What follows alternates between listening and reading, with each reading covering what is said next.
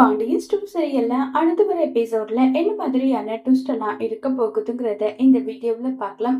செந்தில் ஒரு மாதிரி ரொம்ப வருத்தப்பட்டும் ஃபீல் பண்ணிட்டும் இருக்காங்க.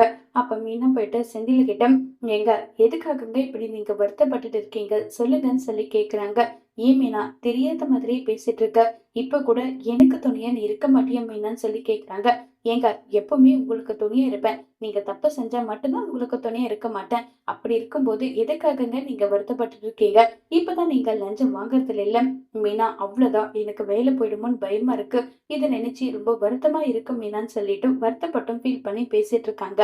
அப்படியெல்லாம் எதுவும் நடக்காது, நீங்க எதை நினைச்சும் கவலைப்படாம இருங்கன்னு சொல்லிட்டு மீனா சமாதானம் சொன்னாலும், மீனா அப்பா எப்படி பேசிட்டு போனாரு பாத்தில்ல, இதுக்கு மேலே இங்க இருந்தா இதே மாதிரிதான் ஒவ்வொரு நாளும் நான் அசிங்கப்பட வேண்டியதா இருக்கும். பேசாம நம்ம கோட்டர்ஸ்க்கே போயிடலாம் மீனா, எனக்காக வருவியான்னு சொல்லிட்டு கேக்குறாங்க. எங்க மாமா சொன்னாருன்றதுக்காக கோட்டர்ஸை நான் வேண்டாம்னு சொல்லி எழுதி கொடுத்துட்டேன், அதனால கோட்டர்ஸ் இப்ப இல்லைங்கன்னு சொல்லிட்டு இருக்காங்க. இதை கேட்டதும் செந்திலுக்கு ஒரு மாதிரி கோவம் வருது. நான் சொல்றத எப்பதான் மீனா கேட்டிருக்க, எப்பவுமே நீ கேட்டது கிடையாது.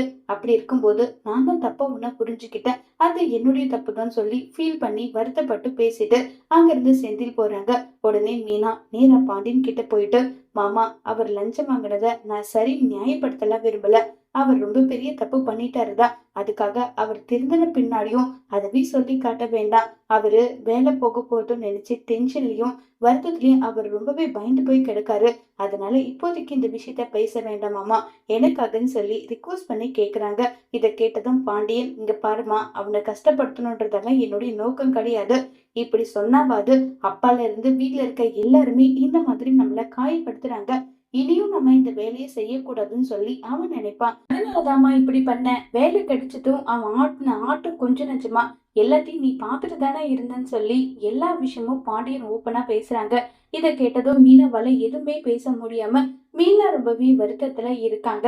இப்ப மீனா என்ன பண்ணி திரும்பவும் செந்திலோட வேலையை வாங்க போறாங்கிறத வரப்போற எபிசோட்ல வெயிட் பண்ணி பார்க்கலாம். தேங்க்யூ.